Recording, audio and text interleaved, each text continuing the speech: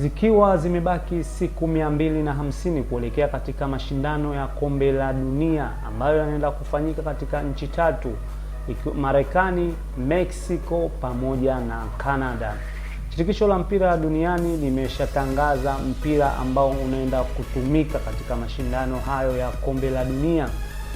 Mpira unaojulikana kwa jina la Trionda. Trionda ni mpira ambao umebeba bendera tatu katika nembo ya mpira huo. Kwanza una bendera ya Marekani, pia una bendera ya Mexico, pia una bendera ya Canada.